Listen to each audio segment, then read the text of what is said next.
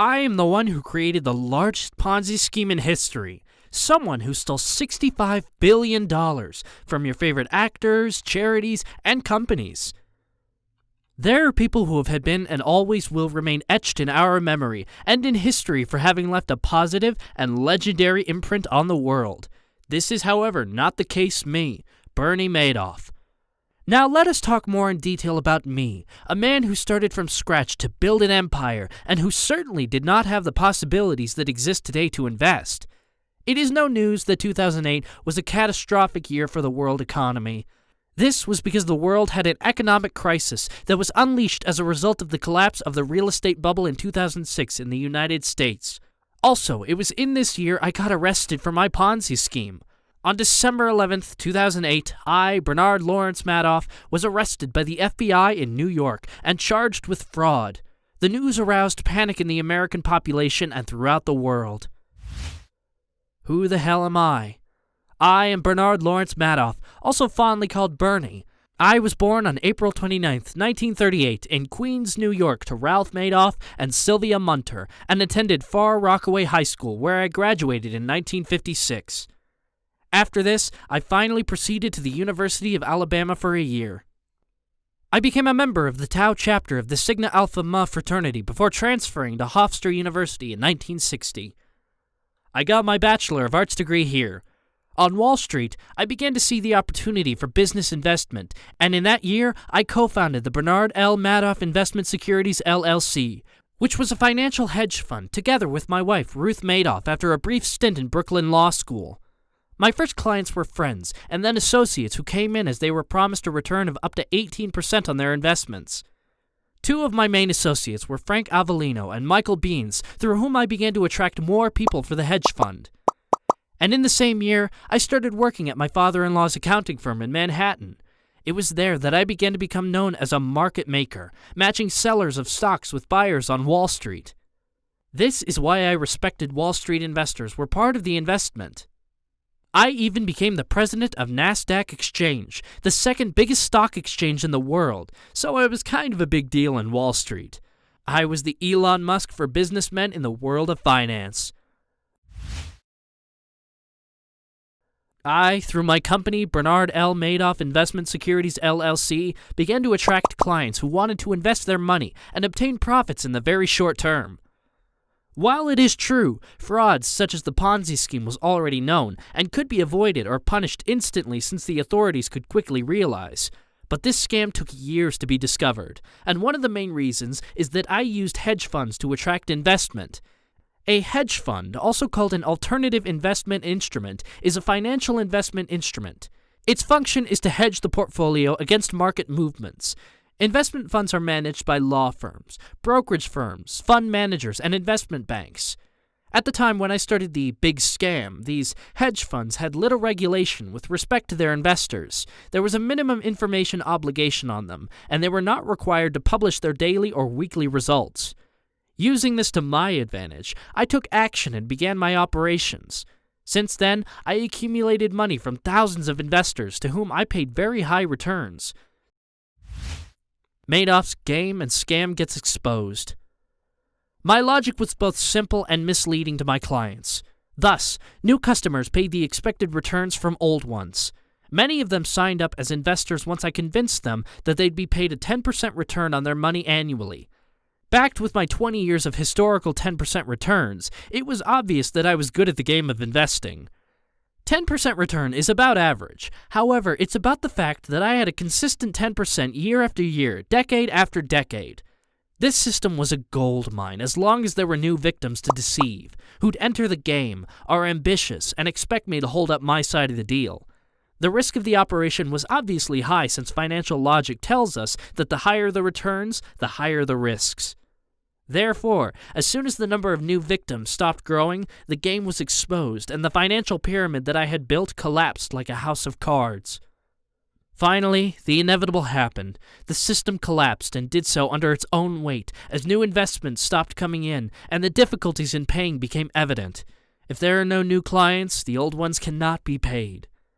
In addition, another important factor that made my scam become uncovered was the global economic and financial crisis of 2008.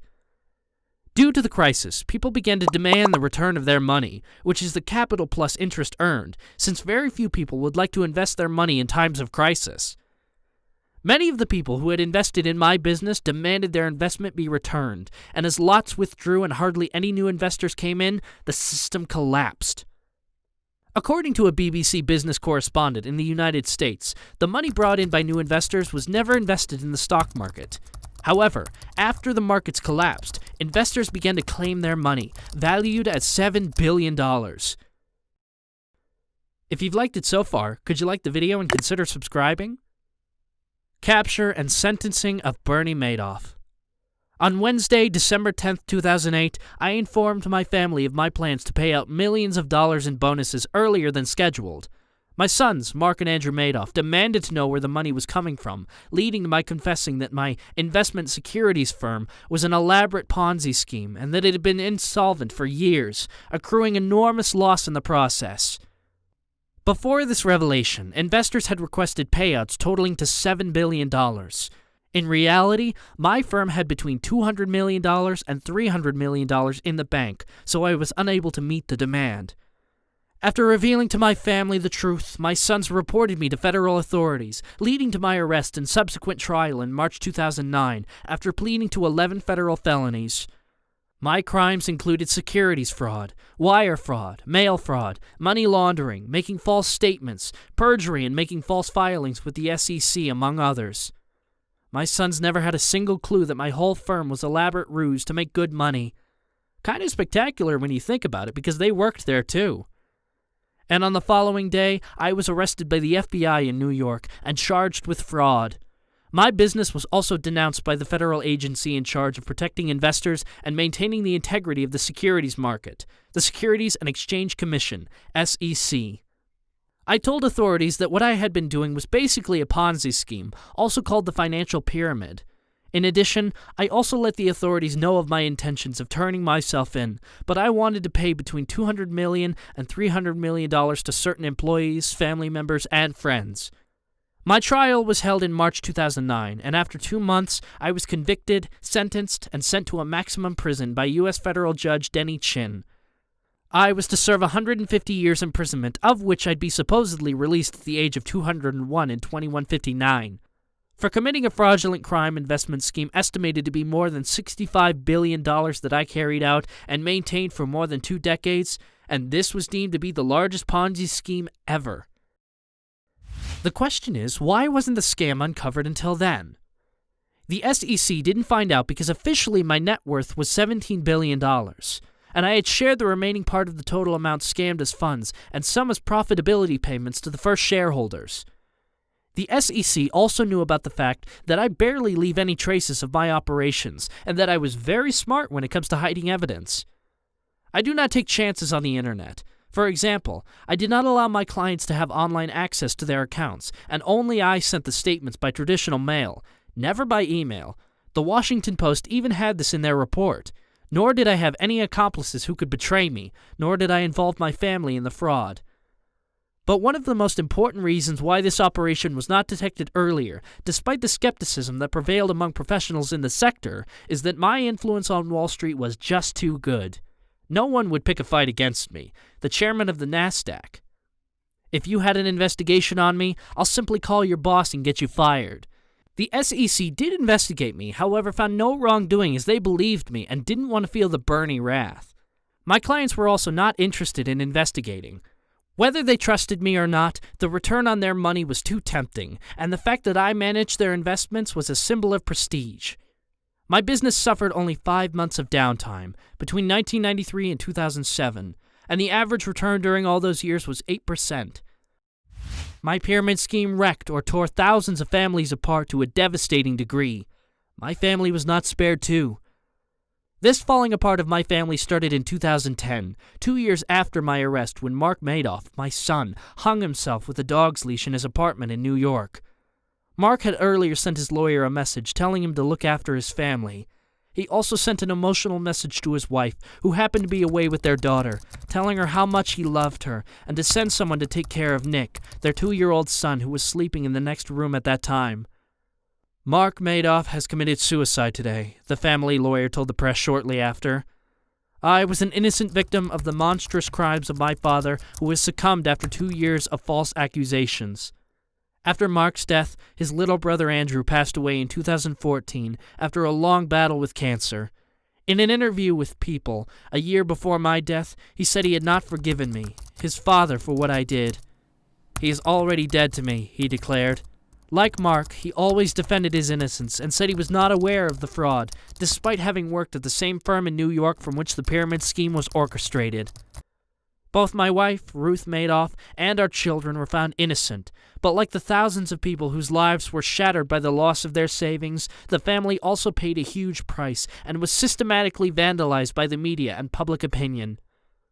Another after effect of my sentencing was that my wife has not forgiven me either, despite the fact that at the beginning of the case, unlike my children, she remained faithful by my side. From the moment I discovered that my husband had committed a huge fraud, I had two thoughts. First, that many people who had believed in him would be financially and emotionally ruined. Second, that my life with the man I had known for more than 50 years, it was over, she said shortly after my arrest. Ruth subsequently reached an agreement with those responsible for the liquidation of Bernie's firm, for which she will pay $594,000 and hand over the remaining assets upon her death. Now Ruth, whom many have seen reflected in the role of Kate Blanchett in Blue Jasmine, Woody Allen's tragicomedy, lives in exile in Old Greenwich, Connecticut, a small town 45 minutes' drive by car from the luxurious penthouse she had with views of Central Park. The extent of what she knows about my business activities still remain a mystery till all today. That's it for today. I hope you guys enjoyed it, and make sure to like, subscribe, and hit the bell icon.